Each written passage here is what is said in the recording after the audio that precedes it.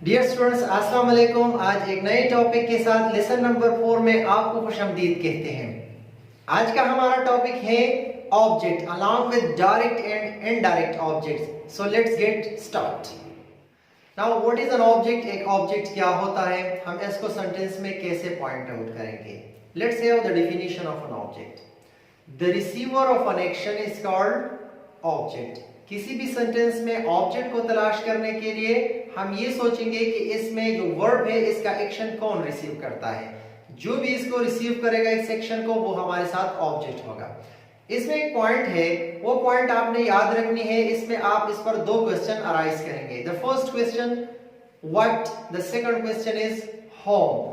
For example, अगर एक sentence है उसमें रिसीवर ऑफ एन एक्शन है, उस पर मैं एक क्वेश्चन अराइज करूंगा। अगर इस क्वेश्चन का आंसर वो हमें देगा, जो क्वेश्चन है व्हाट और होम, ये दो क्वेश्चन हम इस पे करेंगे, तो इसका आंसर जब आएगा और वो रिसीवर ऑफ एन एक्शन भी होगा तो उसको हम क्या कहेंगे?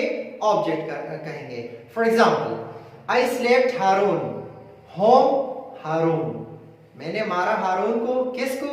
होम का मतलब है किसको। किसको मैंने मारा? होम हारून। तो होम का आंसर हारून है और रिसीवर ऑफ एन एक्शन भी है। That's why Haroon is an object in this sentence. Let's have another example. आइए एक दूसरा मिसाल लेते हैं।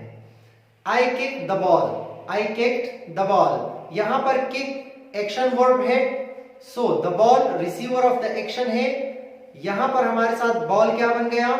ऑब्जेक्ट बन गया। इस पर मैं एक व्हाट वाला क्वेश्चन अप्लाई करता हूं। व्हाट आई किक, मैंने किस चीज को लात मारी?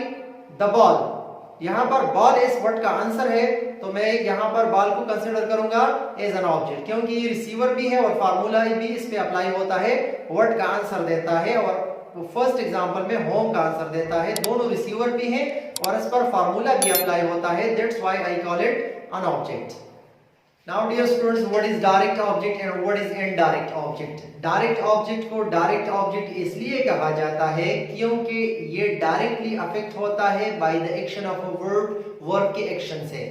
इनडायरेक्ट ऑब्जेक्ट को हम इनडायरेक्ट ऑब्जेक्ट इसलिए कहते हैं क्योंकि ये इनडायरेक्टली अफेक्ट होता है by the action of a verb. Let's have an example. I gave Haroon a book, I gave Haroon a book. यहां पे देखिए, आई गेव हारून अब बुक। जब इस एग्जांपल में मैं हारून को बुक दूंगा तो पहले मैं किस चीज को उठाऊंगा? मेरा एक्शन किस चीज पे अप्लाई होगा? पहले मेरा एक्शन अप्लाई होगा बुक पर, तो ये डायरेक्टली अफेक्ट हो गया bye the action of a verb. Clear? फिर इसके बाद मैंने एक हारून को दिया, इसके बाद ये क्या हो गया? हारून को दिया गया, तो हारून इसके बाद अफेक्टेड होगा एक्शन ऑफ द वर्ब से। सो यहां पे देखें, मेरे साथ बुक डायरेक्ट ऑब्जेक्ट है और हारून इनडायरेक्ट ऑब्जेक्ट है। The second point that you must know, दूसरा पॉइंट जो आपके लिए जरूरी है वो ये है कि indirect object is the receiver of a direct object. Indirect object के लिए डायरेक्ट ऑब्जेक्ट होना जरूरी है किसी भी सेंटेंस में, क्योंकि इनडायरेक्ट ऑब्जेक्ट डायरेक्ट ऑब्जेक्ट को रिसीव करता है। जैसा कि हमने एक एग्जांपल ली कि आई गेव हारून अ बुक, तो अब बुक कौन रिसीव करता है? डायरेक्ट ऑब्जेक्ट बुक है, तो ये कौन रिसीव करता है? हारून रिसीव करता है। सो हम इसलिए कहते हैं कि डायरेक्ट ऑब्जेक्ट को कोई ना कोई इनडायरेक्ट ऑब्जेक्ट, इसको हम कहते हैं, वो रिसीव जरूर करेगा। I think this is sufficient for the day.